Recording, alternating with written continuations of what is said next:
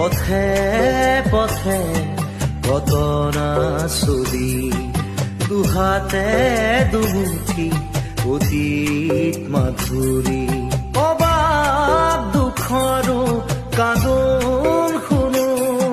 বুকু ঢাকি সাৱটি ৰাখো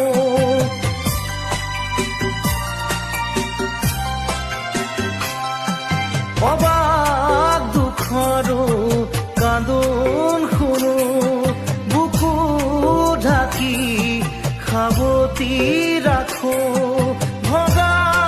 প্ৰেমৰ মৃতদেহ বুকুৰ চিতাত জ্বলে